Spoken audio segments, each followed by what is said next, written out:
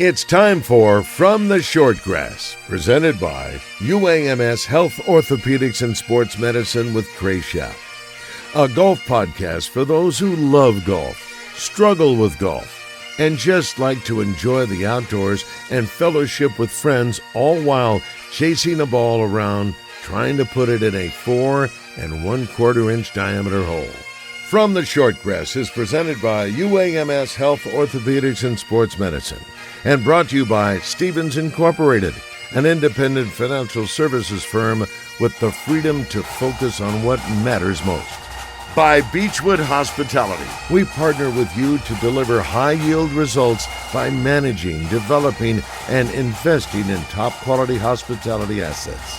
And now, from the Shortgrass, here's your host, Trey Schaap. Welcome to another edition of From the Shortgrass, presented by UAMS Health, Orthopedics, and Sports Medicine. I am your host, Trey Schaap. UAMS Ortho Now is now open at the Orthopedic and Spine Hospital at UAMS Health.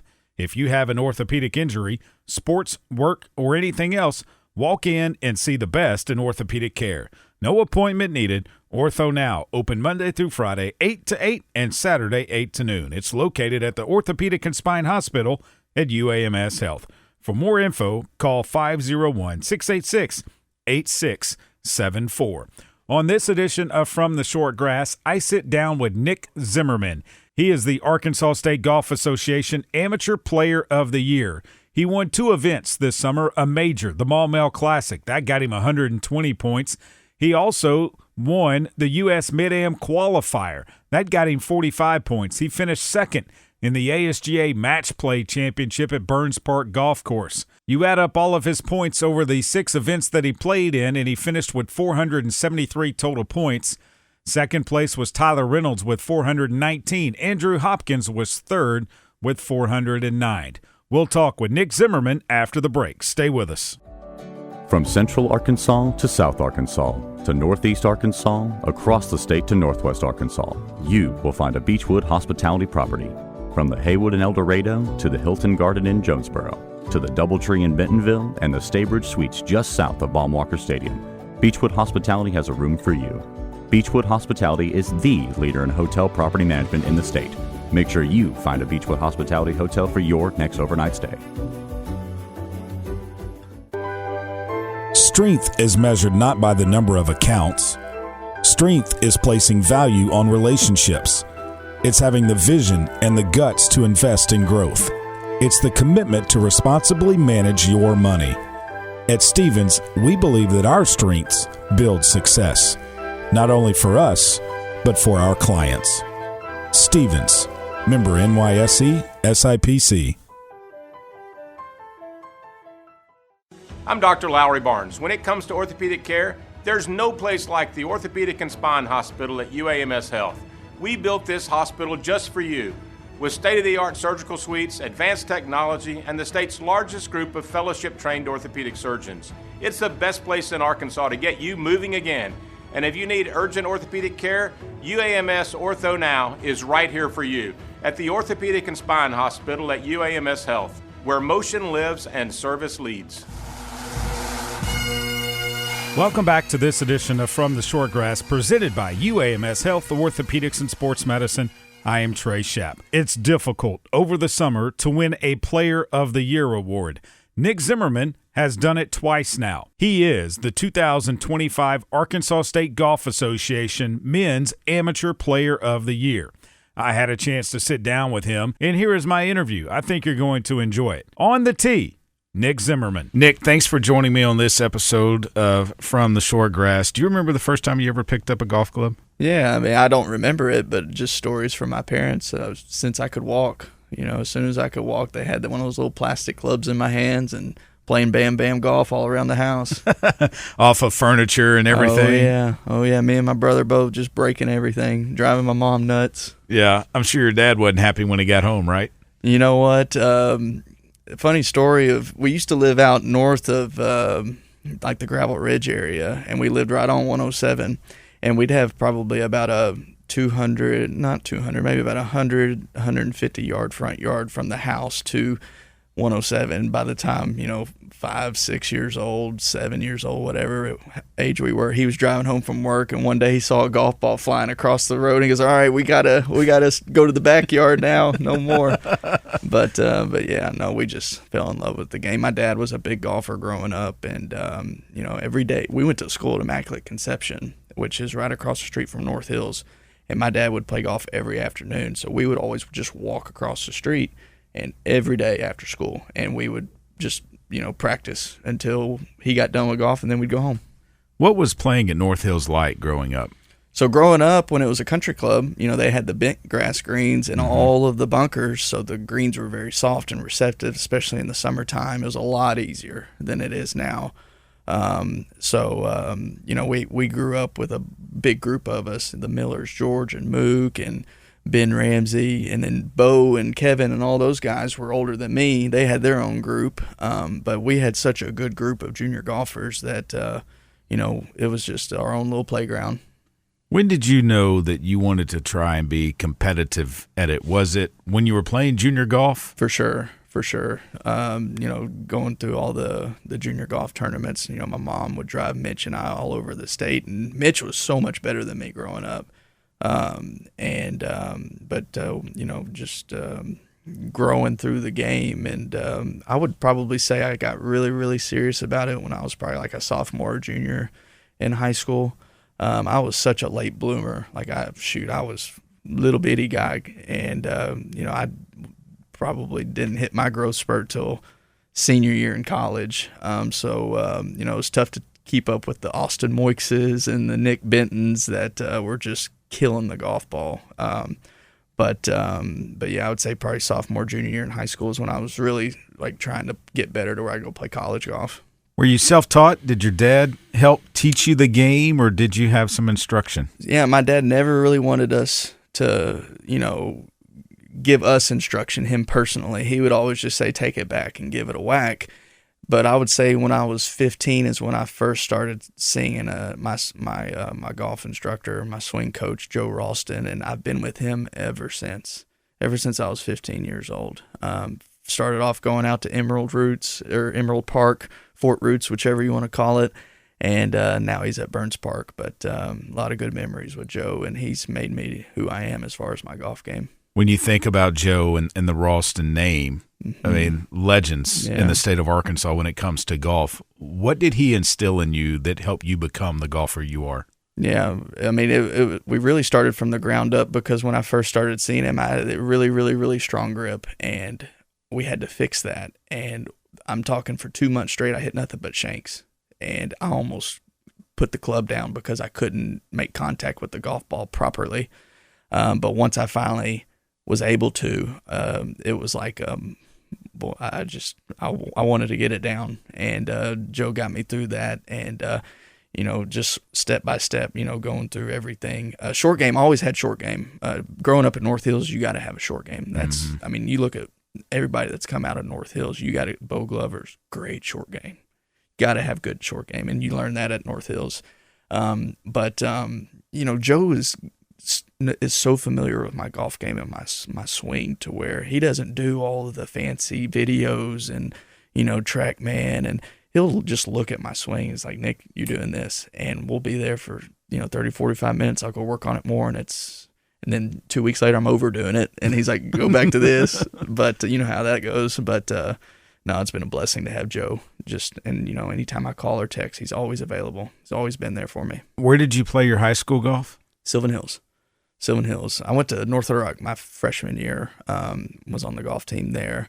And then 10th, 11th, 12th was Sylvan Hills. All-state?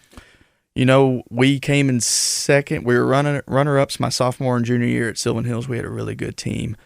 Senior year, all those guys graduated, so it was just me, and I recruited a couple buddies that were playing baseball, so we'd have a good time. So as a team, collectively, we weren't good. But my senior year, I didn't make All-State because I played bad at the whatever tournament that is. But junior year and sophomore year, I don't really remember, but potentially, but not my senior year. I've noticed out on the ASGA when you're playing in tournaments that I've been playing in that you like to walk a lot. Yeah. Why is that? I've always enjoyed walking. I enjoy the workout I get from it, and also too, I just get such a better feel of the golf course doing so. And I'm getting a little older now, so if I'm out Wednesday afternoons, I'm always off. So I'm playing golf on Wednesday afternoons out at PV, and on Wednesday afternoons, if I'm by myself, I'm walking. But if I get a little money game, I'm in the golf cart so I can have a couple beers and have a good time and relax. It's kind of like my my mental break from everything. Yeah, we'll get to everything here in a little bit with what you're doing now, but let's go back to recruiting and deciding on where to go to college. Yeah. You end up at Little Rock and play for Coach Norwood. How was that recruiting process like for you? So having my older brother Mitch, he got recruited by Coach Wynn. I remember when Coach Wynn came and invited Mitch to be a walk-on. We sat down in the living room and they had their talk, and then he pointed at me and said, "I'll see you next year." I didn't get highly recruited. Like I said, I was a late bloomer. I'd won some junior golf tournaments, but as far as the majors go, the end of my junior, going into my senior year that summer, I finally won 2 big tournaments. Won the hard scrabble, and then I won the stroke play down in Pine Bluff Country Club. But even after winning those, I never played in the big AJGAs, never traveled. My dad always said, if you can't beat the guys in state, I'm not paying for you to go out of state. And I just never did until later in high school. And then that following summer, I wasn't 18 yet, so I was able to play in the match play out at Foxwood and won that. So I won back-to-back state AMs as a junior, and just didn't get recruited by a whole lot of people. Coach Z, he was my uncle. He was up at Mizzou playing, being the assistant basketball coach, and we would write letters to them and say, "Hey, you any walk-on positions?" And they'd write me back saying, "Hey, nice to meet you, but no, we don't." That sort of thing. But no, I didn't have any options as far as college golf. It was always Coach Wynn. Obviously, playing for him and getting to play the courses that you got to play here helped you, I guess, improve your game, right? 100%. And, those first 2 years in college, I always tell people I had a great blessing of having 3 college golf coaches. That can sometimes be hard on people, but for me, I took it as a positive because I was a brat coming out of high school. Like Coach Wynn got on my ass a lot, for my attitude. And he helped me in that aspect more than anything as far as that goes. And by the time Coach Greenwood came along, I probably made my biggest strides with Coach Greenwood because I was getting better. I was getting stronger. And he made me look at golf completely different. Coach Greenwood was just like, "Nick, you're telling me you can dunk a basketball, but you can't chip this ball 3 feet?" He'd always be like, "Nick, be an athlete. If I hit a bad shot, Nick, be an athlete. Go get it up and down." And I still use that today. And then Coach Jake was so good because he gave me freedom. I was going back and getting all my sciences for vet school. And, I was workouts from 6 to 8, class from 8 to 12, lab from 12 to 3, practice from whenever I could until dark. And sometimes I didn't have time to drive to Eagle Hill, or sometimes didn't have time to drive wherever the team was. And he knew that I would go practice. So he'd go, "Nick, just go to PV, go practice, go do your own thing." So he gave me that freedom, and that's when I had my biggest year, was my 5th year. Coach Wynn was, he'll always be a big blessing for me. What do you remember about your time at Little Rock and competing in the Sun Belt Conference? Yeah. It was a good conference. My 5th year when I was getting really good, I believe going into the spring semester, before I tore my tendon in my thumb, the day before we left for Palm Springs, I was playing pickup basketball with the basketball guys at Little Rock, and tore my tendon in my thumb. And the AD at the time I got an earful for about 20 minutes. But going into that spring semester, Carlos Ortiz was first, and I believe I was 2nd or 3rd in stroke average going into that spring semester. So that hurt. But Carlos Ortiz, I competed against. Daniel Berger when we went out to Cabo. Well, he beat me by about 100 shots. And the best putter I've ever seen in my life, and people always talk about it on TV, when we went to NC State's tournament, was JT Poston. Oh, yeah. Tee to green, I could keep up with him, but inside 20 feet, if it didn't go in, it was perfect speed, burning the edge or lipping it. It was unbelievable how he rolled the rock. Did you have any aspirations of potentially trying out professional golf? No, I didn't. And when I was first getting to college, you have that dream, but by the time things move forward, and I never won a college tournament. I came in second twice. I came probably a handful of top tens, but I never won a college tournament. And I knew I wanted to be a veterinarian at that time, and it's just one of those things where my biggest flaw in my game has always been putting. In college when I was getting really good, I was hitting 16 greens around and shooting around even par. And as well as anybody, yeah, you might as well be lighting money on fire. And I didn't want, and I had people offer me, many good friends of my dad's, offer all were going to chip in for me to try 1 year, and I just didn't want to waste their money and my time because I knew what I was going to do. Yeah, you knew you wanted to follow in your father's footsteps. That's and become a veterinarian. So you go to LSU to vet school. Yeah. Did you take the sticks with you? Absolutely, I did, and and the best part of Baton Rouge, I tell everybody all the time, it was the best 4 years of my life. Growing up a Razorback fan, I didn't think I'd fall in love with Baton Rouge, but I did. The weather's year round. Just perfect. The food's absolutely incredible. Oh my gosh, the food! Because it was before COVID. My second year of vet school was Joe Burrow's national championship year. Wow! And our season tickets for vet school was 30-yard line, 30th row. Every home game, Joe Burrow's parents were 2 rows behind me, and I'm sitting. It was just incredible. But no, I definitely took my clubs. The weekend, Saturday, Sunday, but sometimes our weekend would be Monday, Tuesday, or Tuesday, Wednesday. So I would always sneak out to the U Club where LSU plays. Connor Gaunt was playing there. And I'd always wear an LSU Peter Millar shirt and my golf bag, and I would always go. It's a very private club. I'd go just park in the parking lot, and I'd always walk to the putting green. I'd putt, chip, and I'd go to the range. I always had a golf. Not one time did someone ask me, who are you or what are you doing here? I got very fortunate because, I had Connor. They thought you were a player. I had Connor to fall back on, and Connor probably would have helped me out there. But I'd probably say 2 to 4 times in my 4 years, right before dark, when the marshal would leave off the first tee, I'd go sneak out on the course and play the front 9. But not once did I ever get in trouble, or I'm sure it would have been fine, but they would have probably said, "Don't do it again." Yeah, they probably would have said, "Oh, okay, you're not welcome back unless you come with a member." That's right, and then you can. Yeah. Did you ever get to take care of Mike the Tiger? No. So whenever you're a vet school student, there's 100 to 120 of us in the class. There's only 2 per year that have that opportunity. And you have to, so whenever you get through with your first 2.5 years of school in the classroom, then you go into clinics. And you'd have to specialize. You need to have that interest. So people that were specializing in exotic animals went way up on the list. And there were probably about 20 to 30, students that wanted to specialize in exotics, and that was not me at all. Never had the chance to take care of the Mike the Tiger. Been down there several times though, Nick, and just to see that $2 million habitat that he lives in and the care that he is under. He's king. It's better than probably some students that are down there. 100%. Yeah, no, that he is the most well taken care of. The university does such a good job of that, and the students that take care of him, and then the head veterinarian that oversees the 2 students is incredible. So, what did you learn in your time at LSU? Probably more than anything, time management skills, and handling adversity, and just hard work. It was.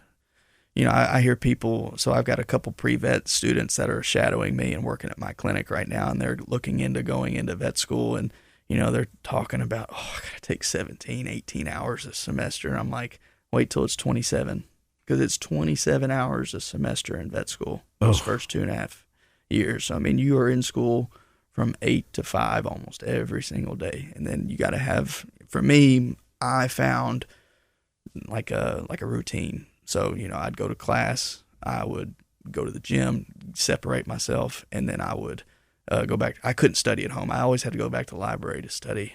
So I'd always go back to the library, and I'd get home probably around 10 o'clock, 11 o'clock every night, get a good night's rest, and just repeat it. And that those first 2 months, you get down there in August, so September, October, it's getting into hunting season, but it's still warm down there. I'll never forget how quickly those first 2 or 3 months went by, because I'd get on, social media, Instagram. I'm seeing all these people killing bucks, and I'm like, oh, it's already October. Yeah. So time flies. And you're just coming up for air. That's right. That's just surviving. Wow. So you move back after you are done with vet school. That's right. And you graduate and everything. You're a doctor of veterinary medicine. You're playing amateur golf around the state. I tried that first year. Well, okay. But you were getting your game back. Right. So the routine, right? Yeah. What, coming back and playing amateur events, did that kind of give you time to get away from the rest of it and for sure give you something else to focus on? For sure. It was such a good balance for me. And at first I really had a hard time of balancing everything out, because whenever I was at work, I was, thinking about practicing. And then when I was out at practice, I was thinking about cases from work. And then, being a veterinarian, people come up to ask you what their opinion on their dogs is. And I've done that. And at first it's like, God, it's annoying, right? But now it's getting to the point where it's like, if I'm at work, I'm at work. And when I'm at golf, I'm at golf. And if people approach me, that's my job. Like, that should be a positive thing, to give them feedback and help them, because that is literally my job. So it took a year for me to really get balance everything out, and realize that life's not so bad. It's not. Well, you've had a heck of a year. Congratulations. Thank you. ASGA Player of the Year. That has to mean something special to you. Yeah, this was my second one. My first one was in 2013, but that was when I was, again, coming off of that injury and getting back into it. I was playing really good, but I wasn't a veterinarian. I was a veterinary technician, and at that time, my dad only worked in the morning, so every day I'd work from 7 to noon, and then I'd go practice every single day. So how could you not accomplish that with that kind of time frame? Whereas now I get Wednesday afternoons off and an occasional lunch break on some days to go practice for maybe 30 minutes to an hour, and then one day on the weekend I'd play. So just finding that balance, finding that routine, and everything came together this year, and I was able to win a couple tournaments and just be pretty consistent overall. What did it mean to win those tournaments? I was close in the stroke play. My putting let me down like it usually does, but winning the Maumelle Classic, that first major since I've been an amateur, because I won the 2 when I was a junior, but I hadn't done anything since then. Come close many times, but to win my first major in that Maumelle Classic, and Maumelle Country Club has always fit my eye. I've always loved going out there because I love working the ball both ways, and I've lost in a playoff, I believe, when I was still in vet school in 2020 was when I lost in the playoff. So to finally get it done this year meant so much. It almost was like a mountain got off my chest, because I knew I could do it. I knew I could win these majors, but to finally win one, now it brings a lot of confidence moving forward that I can win some more. Did anybody tell you to try to dry your arms off before you slip on the green jacket? No, I didn't get that. But that green jacket was so big that it slipped right on. Because see, when I put mine on, I could get my arms through, and I'm thinking it's been it's almost torching 100 degrees out here. No wonder I can't get my arms through the jacket because I was sweating so much. Yeah, but it was awesome putting that. It's an awesome on. feeling, isn't it? It really is. It really is. And I'm so lucky, and I'm so blessed to have found someone and be married to someone that allows me to go and do what I do. Golf is such a selfish game, and when the weather's nice, we want to play golf. When the weather's not so nice, we're not out there. But on pretty days, it's a sacrifice for me to go out and play and practice the game that I love, and she knows and understands that. And any trophy that my name gets on, her name's right there next to mine, and I'm just so blessed to have her in my life. And they do such a good job with that tournament. You also qualified for the U.S. Mid-Amateur this year. What was that like, qualifying for a USGA event? Yeah, and that was the first one I've qualified. I don't do a whole lot of USGA qualifiers. I don't do the U.S. Open qualifier. I don't do the USAM, because I know I can't win that even if I qualified. But it was out at Maumelle Country Club again. So it was, the Maumelle Classic was Friday, Saturday, Sunday. Went to work Monday, and then Tuesday was the qualifier, and played better Tuesday than I did on the weekend. I think I shot 67, and coming down the stretch, because you got the live scoring. You could tell where you were. I could tell where I was. Just had to not mess up 18. So I did the exact same thing on the weekend. I went like 5 iron, 9 iron, 30 yards short. And if I get it up and down, I get up and down. Just make your bogey and get out of here. And but when I qualified and getting to experience that, it was out at Troon Country Club in Scottsdale. And, boy, they treat you like royalty in those things. You walk in and there's 8 different tables. You're going one table after another, and they're just handing you things left and right, taking your picture. And then the golf courses are always so good. I unfortunately played really, really bad out there. But I'm looking forward to more of those because that was a lot of fun. I was going to say, it makes you want to try and qualify for more of them. 100%. Best golf course you've ever played? So, in the state of Arkansas, I would say Alotian. Outside the state of Arkansas, Troon Country Club's up there. Not Troon North. Troon Country Club's up there. But when I played in college, my favorite course I always went and played was Squire Creek. Oh, yeah, down in Ruston. Because, it's a tough challenge, but if you golf your ball, you can go low. And I remember one day, it was in the afternoon round on the 36 hole day, I was like 7 or 8 under with 2 holes to go, and I made a triple on a stupid par 3, but I was so close to shooting such a good number. Wow. But I've always loved Squire Creek. Fantasy foursome, living or deceased, you and 3 others that you could play around a golf with. Nick, who would they be? All right, I gotta put Tiger in there. I mean, come on. I'd probably go Tiger. I guess I'd just take my dad and my brother Mitch. Ben, my little brother, he never got into golf like we did. He's starting to get back into it now that he's got a job and he's getting stable. But that'd probably be my dream foursome, my dad, my brother, and I guess we'd have to throw Tiger in there. That'd be a pretty good foursome right there. Yeah. Don't you think? Yeah. Was he one of the guys you watched growing 100%. Absolutely. I mean, and to this day, I really don't watch a whole lot of golf anymore, unless it's a major, just because I don't know why. But if Tiger was playing, I was watching. No doubt about it. Don't know if you need any more patience, cats, dogs, whatever, but give us your clinic just in case someone's listening and they say, hey, I want to take my animal to Dr. Z. Yeah, so I'm at Pet Care Veterinary Clinic. Our physical address is Jacksonville, Arkansas, but we're actually in Gravel Ridge, just north of Miller's Crossing, right on Highway 107. And my father and I were both veterinarians there. He graduated LSU in '86, so he's about to start his 40th year. Wow. But yeah, that's where we're at. Well, Nick, congratulations on another Player of the Year. I know this one was hard fought. Yeah. Well deserved. A lot of good amateurs out there. Yeah. I'm glad I've moved up and away from that age bracket. Yeah. And best of luck next year. All right. Thanks, Trey. The next time you travel to El Dorado and need overnight accommodations, the Haywood Hotel is where you need to stay. The Haywood El Dorado Tapestry Collection by Hilton is a great place to stay if you're in South Arkansas listening to live music or playing the challenging Mystic Creek Golf Club. Take time and relax in their bar for a drink before going out on the town for dinner. The Haywood, 210 South Washington, right in the heart of downtown El Dorado. Search the Haywood El Dorado on the web or call 800-293-0718 for reservations. The Haywood, a Beechwood hospitality property. I'm Dr. Lowry Barnes. When it comes to orthopedic care, there's no place like the Orthopedic and Spine Hospital at UAMS Health. We built this hospital just for you. With state-of-the-art surgical suites, advanced technology, and the state's largest group of fellowship-trained orthopedic surgeons. It's the best place in Arkansas to get you moving again.